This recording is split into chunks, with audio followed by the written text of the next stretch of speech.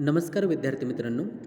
किटेचे महाविद्यालय राज्यशास्त्र विभाग आयोजित इंट्रोडक्शन टू कॉन्स्टिट्यूशन या 2 क्रेडिटच्या कोर्ससाठी मी आपल्या सर्वांचं स्वागत करतो. विद्यार्थी मित्रांनो, आजच्या भागामध्ये आपण सामाजिक आणि आर्थिक लोकशाहीची जी संकल्पना आहेत त्याविषयी चर्चा करणार आहोत. खरं तर भारतीय संविधानाच्या प्रारंभी जो प्रस्तावना किंवा जी उद्देशपत्रिका जोडलेली आहेत त्यातून घटनेद्वारा या देशात एक सार्वभौम समाजवादी धर्मनिरपेक्ष लोकशाही गणराज्य स्थापन करण्याचा संकल्प सोडलेला आहे. आणि मग या गणराज्यामध्ये प्रत्येक नागरिकाला सामाजिक, आर्थिक, राजनैतिक न्याय, विचार, अभिव्यक्ती, विश्वास, श्रद्धा व उपासना यांचं स्वातंत्र्य, त्याचप्रमाणे दर्जाची व संधीची समानता मिळेल अशी हमी या प्रस्ताविकेमध्ये दिलेली आहे. सर्वांना व्यक्तिप्रतिष्ठा लाभेल, सर्वांच्या बंधुभावावर आधारित राष्ट्रीय एकता व एकात्मता बळकट होईल अशी अपेक्षा हृदयात बाळगून हे संविधान भारतीयांनी स्वतःप्रत अर्पण केलेलं असल्याचं ही प्रस्ताविका घोषित करते. मग या प्रास्ताविकेतून भारतीय राज्यव्यवस्थेचं स्वरूप कसं असेल त्याची देखील चर्चा केलेली आहेत. आणि आपण मागच्या काही भागांपासून ह्या भारतीय संविधानाचं जे मूलतत्वे आहेत त्याविषयी चर्चा केलेली. त्यामध्ये मग धर्मनिरपेक्षतेचं स्वरूप काय, गणराज्याचं स्वरूप काय, समाजवादी व्यवस्थेचं स्वरूप काय, तसंच लोकशाही व्यवस्थेचं स्वरूप कसं असेल याविषयी देखील चर्चा करणं संयुक्तिक ठरतं. आता परंपरेच्या दृष्टीने जर बघितलं तर भारत हा लोकशाही देश नाही. म्हणजे इथला समाज समतेवर आधारलेला नाही. इथे जन्मधिष्ठित जाती व्यवस्थेने समाज जीवन हे दुभंगलेलं आहेत आणि या दुभंगण्यात एक प्रकारची दृढता आहेत. त्यामुळे आयात केलेल्या पाश्चिमात्य लोकशाही यंत्रणांसाठी या देशाच्या परंपरा आणि सामाजिक पर्यावरण ह्या दोनही प्रतिकूलच आपल्याला असल्याचं दिसतं. मग या कारणासाठी स्वातंत्र्यपूर्व काळात राज्यकर्त्यांनी भारत लोकशाहीसाठी अपात्र असल्याचं सांगितलेलं होतं. त्यांच्या मते भारतात शांतता आणि सुव्यवस्था फक्त इंग्रजी राजवट असल्यासच ती शक्य आहेत. जनतेला जबाबदार असलेल्या प्रतिनिधींचं शासन या देशाला अयोग्य आहेत असं ब्रिटिश राज्यकर्त्यांचं म्हणणं होतं. आणि म्हणून त्यांचं असंही म्हणणं होतं की भारतात लोकशाही निर्माण करणं म्हणजे परकीय आक्रमणांना आमंत्रण आणि अंतर्गत यादवीला उत्तेजना देणं असं होय. मॉन्टेग्यू चेम्सफोर्ड तुम्हाला माहिती असेल, त्यातला मॉन्टेग्यू हा जो लॉर्ड होता भारत मंत्री, तो असा म्हणतो एका ठिकाणी की भारताने अतिउच्च ध्येय हे काय ठेवलं पाहिजे तर साम्राज्य अंतर्गत स्वायत्ततेचं भारताचं ध्येय असलं पाहिजे. प्रातिनिधिक शासन ही कल्पना पौर्वात्यांची आहेत. इथे लोकशाही परंपरा मुळात नाही आणि लोकशाहीस अनुकूल अशी मनोवृत्ती नाही. प्राचीन काळामध्ये कधीतरी गणराज्यात्मक शासन व्यवस्था आणि लोकशाही व्यवस्था भारतात असलेली आपल्याला दिसते.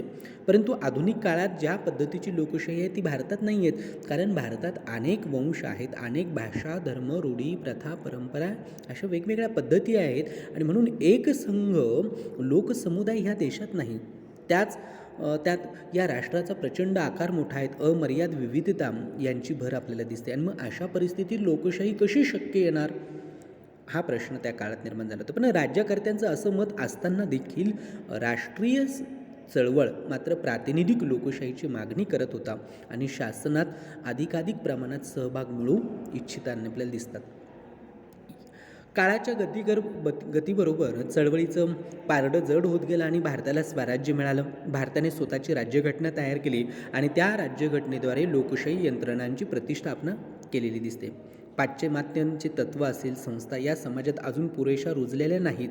लोकशाही आदर्शांपासून हा देश अजून बराच लांब आहे हे मान्य करूनसुद्धा देशाची आत्तापर्यंतची त्या दिशेने अखंड चाललेली वाटचाल निश्चित आपल्याला समाधानकारक आणि आशादायक वाटते. पारंपरिक समाज आणि आधुनिक राजकीय व्यवस्था यांचा मेळ घातला जात आहे. पाश्चिमात्य मूल्य अंगीकारली जाण्याची, सामावून घेण्याची प्रक्रिया सुरू झालेली आहेत आणि ती विलक्षण संथ असली तरी प्रत्ययास येऊ शकण्या इतपत ती प्रकट झालेली आहेत. म्हणून संक्रमण काळातील लोकशाही असं भारताचं तुर्तास असलेलं आपल्याला स्वरूप दिसतं. पण लोकशाही आदर्शांपासून जी काही तफावत आज आढळते ती लोकशाहीबद्दलच्या निष्ठांच्या अभावामुळे नसून इथल्या सामाजिक आर्थिक स्थितीमुळे आहेत आणि ही स्थिती परिवर्तनीय आहेत आणि म्हणूनच ही तफावत नेहमी करता राहणारी नाही. ही गोष्ट देखील महत्त्वाची आहे. आणि भारतीय संविधानातून त्यातून सामाजिक आणि आर्थिक लोकशाहीचा देखील आशय अभिप्रेत होतो. भारतात राजकीय पक्षाला कोणत्याही एका गटाच्या किंवा जातीच्या आधारे आपलं राजकीय भवितव्य निर्माण करता येणं शक्य नाही. त्याला संपूर्ण जनसंमतीदर्शक संपर्क हा साधावाच लागतो आणि राजकीय पक्षांच्या या प्रयत्नांमधूनच कालांतराने समाज व्यवस्था आणि सामाजिक विभाजनांचा ताठरपणा हा कमी होत जातो. संसदीय लोकशाहीतील प्रौढ मताधिकाराच्या वापरामधून नागरिक राजकीय प्रक्रियेत सहभागी होतात. राष्ट्रीय लढ्यांमुळे झालेल्या जनजागृतीचीही बराच परिणाम हा मतदारांच्या वर्तनावर, विचारप्रणालीवर झालेला दिसून येतो. येथील मतदारांनी आजवर बरीच परिपक्वता आणि प्रगल्भता आपल्याला दाखवलेली दिसते. वारशाच्या प्रकरणांमध्ये चर्चिलेली जी इंग्रजी शिक्षणाचाही जो संदर्भ आपल्याला तोही किती महत्त्वपूर्ण ठरतो. इंग्रजी शिक्षणातून निर्माण झालेल्या मध्यमवर्ग कमी अधिक प्रमाणात आज भारतीय राजकारणातील सर्व महत्त्वाच्या घटक आपल्याला असल्यास दिसतो आणि नव्याचे किंवा आधुनिकतेचे स्वागत करण्याची त्यांची सगळ्यांची तयारी आहे, ती क्षमताही आहेत आणि त्यामुळे सामावून घेण्याची ही जी प्रक्रिया आहे ही निश्चितपणे फलद्रूप होऊ शकेल असा विश्वास वाटतो. घटनात्मक चौकटीत लोकनिर्वाचित विधिमंडळाची व जबाबदार कार्यकारी मंडळाची तरतूद आपल्याला असल्याची दिसते. मूलभूत हक्क, स्वातंत्र्य, न्यायपद्धती, सार्वत्रिक प्रौढ मताधिकार, गुप्त मतदानाची पद्धत या सर्वांमधून भारतामध्ये राजकीय लोकशाही प्रस्थापित करण्याचे प्रयत्न आपल्याला झालेले दिसून येतात आणि ही भारताची राज्यव्यवस्था लोकशाही स्वरूपाची आहेत याच्याबद्दल कुठल्याही प्रकारची शंका आपल्याला असल्याची दिसते. म्हणून भारताच्या लोकशाहीचा आदर्श हा घटनेच्या प्रास्ताविकातून अत्यंत स्पष्टपणे व्यक्त आपल्याला झालेला दिसून येतो. आता एका बाजूला आपण ह्या राजकीय लोकशाहीची चर्चा मुद्दामहून जाणून घेतली की लोकशाहीची आपल्याला जी संकल्पना, जी धारणा माहिती आहे ती राजकीय दृष्टिकोनातून माहिती आहे, पण त्याच्या पुढे जाऊन लोकशाही ही सामाजिक आणि आर्थिक क्षेत्रात सुद्धा महत्त्वपूर्ण असते. म्हणजे संविधान सभेमध्ये मसुदा समितीच्या अध्यक्षपदावरून डॉक्टर बाबासाहेब आंबेडकरांनी विविध आक्षेप आणि मुद्द्यांना उत्तर देताना भारतातील अभिप्रेत लोकशाहीची व्याख्या भारतीय जनमानसांच्या दृष्टीने अधिक सुस्पष्ट आणि व्यापक करून सांगितलेली होती. नागरिकांचे मूलभूत हक्क, कर्तव्याचा विषय ज्यावेळीच घटना समितीसमोर विचारासाठी आला त्यावेळी त्यांनी लोकशाहीच्या मूलतत्वांची चर्चा केली. राज्यघटनेच्या मार्गदर्शक तत्वांना जरी कायद्याचं संरक्षण नसलं तरी राज्यघटनेतून संसदीय लोकशाहीला अभिप्रेत असलेली जी सुस्पष्ट करण्याचं काम ह्या तत्वांनी केलेलं होतं. संविधान सभेची दिशा आणि उद्दिष्ट स्पष्ट असल्यामुळे तत्कालीन प्रतिनिधींनी त्याचं स्वागतही केलं होतं. मात्र आज जवळजवळ 7 दशक म्हणजे 70 वर्षाहून अधिक काळ आपला प्रवास झाला आणि तो परिपक्व लोकशाहीच्या दिशेने झाला आहेत का, ह्या दृष्टिकोनातून सामाजिक आणि आर्थिक लोकशाहीचा विचार करणं किंवा त्याचं आत्मचिंतन करणं हे गरजेचं ठरतं. मुळात राजकीय लोकशाहीला सामाजिक लोकशाहीत परिवर्तित करण्यात आपण यशस्वी झालेलो आहोत का, ही गोष्ट महत्त्वाची आहे. किंवा राज्यघटनेच्या उद्देशिकेतून इथल्या नागरिकांवर लोकशाहीने टाकलेला विश्वास पुरेसा सार्थ ठरला आहेत का, ह्या प्रश्नांची उत्तरं महत्त्वाची ठरतात. देशात प्रातिनिधिक लोकशाही म्हणजे राजकीय लोकशाही टिकवण्याची पुरेशी परिपक्वता इथल्या जनमानसात काही प्रमाणात दिसत नाही, पण त्यामुळे ही लोकशाही टिकणार नाही असा धोका बाबासाहेबांनी त्यावेळेस वर्तवलेला नव्हता. राज्यघटनेने काम पूर्ण झाल्यानंतर संविधान सभेमध्ये घटनेच्या स्वीकृतीआधी केलेल्या भाषणात डॉक्टर बाबासाहेब आंबेडकर म्हणतात की परस्पर भिन्न विचार आणि आंतरविरोधी अवस्थेत असलेल्या परिस्थितीत आपण दाखल होतो आहोत आणि इथला भारतीय समाज हा घटनेच्या माध्यमातून एका नव्या लोकशाही राजकीय प्रणालीचा स्वीकार करत आहेत. मात्र बहुभाषा विभिन्नता संस्कृती असलेल्या आपल्या समूहातील लोकांमध्ये जर संसदीय लोकशाहीची परिपक्वता किंवा जबाबदारी आली नाही तर ही लोकशाही केवळ पेनाने लिहिलेल्या पुस्तकातील अक्षरांपुरतीच मर्यादित ठरते आणि म्हणून त्यासाठी आजपर्यंत राबवलेल्या इतर सर्व राजकीय, संघटनात्मक किंवा गटवादी मूल्यांना नाकारून लोकशाहीची मूल्ये ही स्वीकारावी लागतात. राजकीय लोकशाहीचं ध्येय हे सामाजिक लोकशाहीची स्थापना करणं हे असतं. ते तसं असायला हवं. राजकीय संस्था लोकशाहीत मर्यादित काळातच काम करू शकतात. समाज संस्थेचा काळ हा त्याहून कितीतरी मोठा आणि दीर्घ बहुआयामी असतो. लोकांसाठी लोकांमार्फत चालवलेली राज्यव्यवस्था म्हणजे लोकशाही अशी राज्यशास्त्रज्ञांनी केलेली ही व्याख्या. पण बाबासाहेबांनी याची पुनर्मांडणी करून त्याला सामाजिक आशय प्राप्त करून दिला आणि ती सामाजिक लोकशाही या नावाने ती ओळखली जाते. बाबासाहेब म्हणतात की सुरक्षित मानवी जगण्याचा नवा आयाम देताना बाबासाहेब सांगतात की माणसाच्या अंतर्मनाला साथ घालणाऱ्या आणि राजकीय लोकशाही व्यवस्थेच्या व्याख्येची मांडणी करणं हे महत्त्वाचं ठरतं. म्हणजे रक्ताचा एक थेंबही न सांडता नागरिक म्हणवल्या जाणाऱ्या व्यक्ती आणि समाजात क्रांतिकारी बदल घडवून आणणारी व्यवस्था म्हणजे सामाजिक लोकशाही हा अर्थाभे होता. राजकीय व्यवस्थांमध्ये बदल घडवायचा, पण तो कसा क्रांतिकारक मार्गाने नव्हे, तो रक्ताचा एक थेंब सांडून सुद्धा आपल्याला तो करायचा नाहीत. अशा पद्धतीनं जी आपण बदल घडवून आणतो तो लोकशाही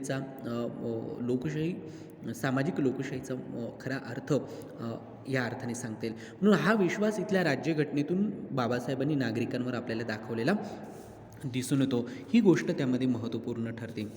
त्याचबरोबर लोकशाहीची ही जी मूल्ये आहेत ती मूल्ये देशाच्या मातीत रुजवल्यानं आणि अशा इतर देशांच्या तुलनेनं भारताचं कौतुक करताना राजकीय विचारवंत मोठ्या प्रमाणात करतात. पण नागरिकांना त्यांच्या अधिकाराबाबत पुरेशी जागरूकता असल्यास लोकशाही यशस्वी होते. भारतात ती मागील 70 वर्ष पुरेशी रुजवल्या गेल्याने आपल्याला दिसून येतात. आणि त्यामुळे बाबासाहेबांनी त्यावेळी व्यक्त केलेली जी भीती होती ती अवास्तव ठरल्याची टीका ही केली जात होती त्या काळामध्ये. पण ती भीती केवळ राजकीय लोकशाही टिकेल किंवा नाही हीच नाही, तर भारतीय समाजव्यवस्थेचा पाया धर्माधिष्ठित गटवादावर आधारलेला आहे. आणि म्हणून धर्मसंस्था ही बाब चिकित्सेच्या आणि बदलाच्या कक्षेबाहेरची आहेत. त्यामुळे ज्या वेळेस राजकीय लोकशाहीचे सामाजिक लोकशाहीत परिवर्तन करण्याची वेळ येते किंवा तसे प्रयत्न समाजगटाकडून सुरू होतात, तेव्हा धर्मसंस्था किंवा गटवादी अस्मिता धोक्यात असल्याची आरोळी ठोकली जाते किंवा तशा प्रकारचा कांगावा केला जातो. असे हे प्रयत्न हाणून पाडले जातात.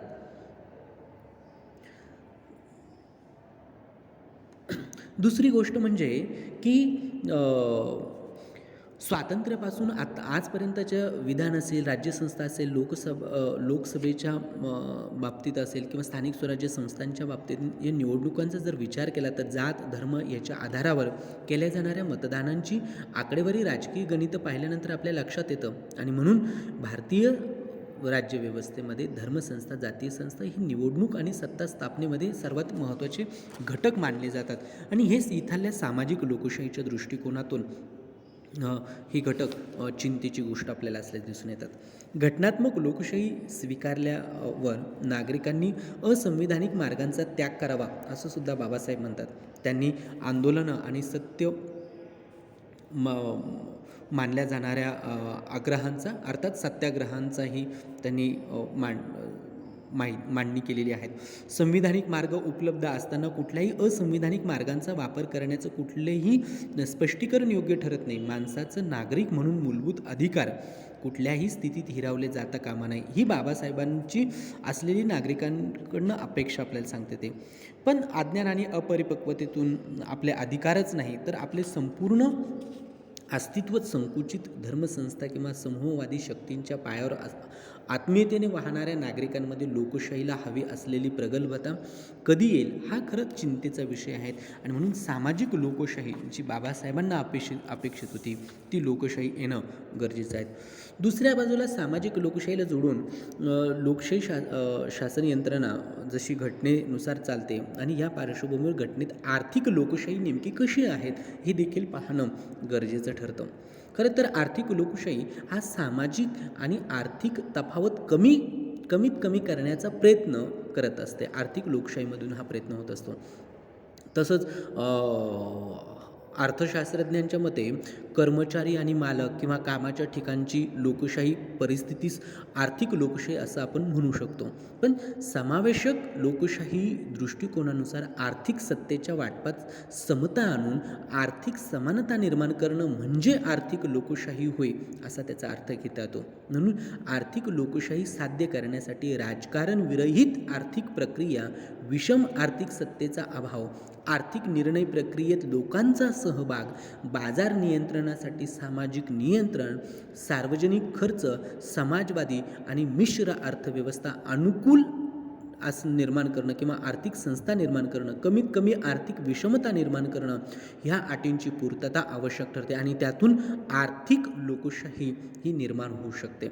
कारण भारतीय राज्यघटनेच्या उद्देशपत्रिकेमध्ये आर्थिक लोकशाहीचा आशय सामावलेला आहे आणि ह्या उद्देशिकेमध्ये असं म्हटलेलं आहे की भारत हा समाजवादी देश असावा, ज्यात सामाजिक आणि राजकीय न्यायाबरोबरच आर्थिक न्याय महत्त्वाचा असून तो साध्य करण्याचा प्रयत्न करावा लागेल. आणि मग त्यासाठी भारतीय संविधानाच्या घटना कलम 16मध्ये दर्जाची आणि संधीची समानता निर्माण करावी अशा प्रकारची तरतूद केलेली आहेत. किंवा घटनेचं कलम 12 ते कलम 35 जी मूलभूत हक्क दिलेले आहेत त्यातून सुद्धा आर्थिक लोकशाही विषयक तरतुदी आपल्याला दिसल्याचं स्पष्ट होतं. समतेच्या हक्कामध्ये म्हटलेलं आहे की धर्म, जात, वंश, लिंग, जन्म अशा कोणत्याही घटकाच्या आधारावर भेदभाव करता येणार नाही आणि सार्वजनिक क्षेत्रातील रोजगार संधींमध्ये समानता प्रस्थापित करावी. स्वातंत्र्याच्या हक्कात कामगार संघटना निर्माण करण्याबरोबरच कोणताही आणि कुठेही व्यवसाय, व्यापार नागरिक करू शकेल हा घटनेच्या 19व्या कलमामध्ये दिलेल्या ह्या तरतुदी आहेत. तो सुद्धा आर्थिक लोकशाहीच्या दृष्टीनेच आपल्याला असल्याचं सांगता येतं. किंवा पिळवणूक विरोधी जो अधिकार आहेत त्या अधिकारामध्ये मानवांची तस्करी असेल, सक्तीचे श्रम असेल, बालमजुरी असेल, ह्या गोष्टींना परवानगी नाकारलेली आहेत. अल्पसंख्याकांना शिक्षण संस्थान सुरू करता येतील. प्राथमिक शिक्षण मोफत आणि सक्तीचं असावं. राज्याच्या धोरणांची मार्गदर्शक तत्त्वे आपल्याला आर्थिक लोकशाही संदर्भात मार्गदर्शन करताना दिसून येतात. कारण राज्यसंस्थेने सामाजिक कल्याण योजना तयार करून त्यांची अंमलबजावणी करावी आणि सर्व नागरिकांना, स्त्रियांना, पुरुषांना त्यांचं जीवन उत्तम आणि उत्पादन साधनांची मालकी निर्माण करता येईल. नियंत्रण आणि वाटप असं करावं की ज्यातून संपत्ती आणि उत्पादन साधनांचं केंद्रीकरण होणार नाही. या प्रकारे हे राज्यांनी वाटप करावं. स्त्रिया आणि पुरुषांना समान कामाबद्दल समान वेतन देणं आवश्यक आहे. कामगारांना जगण्यासाठी आवश्यक वेतन द्यावं. त्यांना व्यवस्थापनात सहभागी व्हावं. पोषण, राहणीमान, आरोग्य सुधारणं हे देखील राज्याचं कर्तव्य आहेत. एवढंच काय, पण कलम 264 ते 278 केंद्र आणि राज्य सरकार यांची कर्तव्य आणि महसूल साधनांचं वाटप करून सरकारचा उद्योग व्यवसायातील आणि आर्थिक सामाजिक विकासातील सहभाग स्पष्टपणे केलेला आपल्याला दिसून येतो. केंद्र आणि राज्य यांच्यातील वित्तीय असमतोल दूर करण्यासाठी घटना कलम 280मध्ये 80 प्रमाणे वित्त आयोग स्थापन केलेला आपल्याला दिसून येतो. एकूणच कलम 330 ते 342 प्रमाणे सामाजिक वंचित घटक असतील, स्त्रिया यांना राजकीय आणि रोजगारात प्रतिनिधित्व देण्याची व त्यांच्या समस्या सोडवण्यासाठी आयोग स्थापन करण्याची तरतूद देखील आपल्याला त्याच्यामध्ये दिसून येते. या ज्या वेगवेगळ्या गोष्टी आहेत या विविध बाबींच्या माध्यमातून आपल्याला देशातील आर्थिक लोकशाहीचं स्वरूप कसं आहे ते आपल्याला त्याच्यामधनं लक्षात येतं. म्हणून लोकशाही ही संकल्पना केवळ राजकीय लोकशाही संकल्पनेपुरती मर्यादित नसते, तर त्याच्यातनं राजकीय लोकशाहीच्या आधारे सामाजिक लोकशाही निर्माण करणं, आर्थिक लोकशाही निर्माण करून समाजामध्ये खऱ्या अर्थानं जो उद्देशपत्रिकेमध्ये दिलेला न्याय, स्वातंत्र्य, समता ही मूल्य, ही तत्त्व समाज जीवनामध्ये प्रत्यक्ष रुजवण्याचा प्रयत्न त्यातनं होणं गरजेचं असतं. आणि ह्या दृष्टीनं बाबासाहेबांनी केलेलं जे सामाजिक लोकशाहीचं चिंतन आहे ते महत्त्वपूर्ण ठरतं. किंवा देशाची आर्थिक लोकशाही संदर्भात असणारं जो विचार आहे तो तिथे महत्त्वपूर्ण ठरतो. ही गोष्ट आपल्याला लक्षात घेणं गरजेचं आहे. इथपर्यंत आपण थांबूया. पुढच्या भागामध्ये याचा जो पुढचा भाग आहे तो आपण कंटिन्यू करूया. तोपर्यंत थांबूया. सर्वांचे धन्यवाद.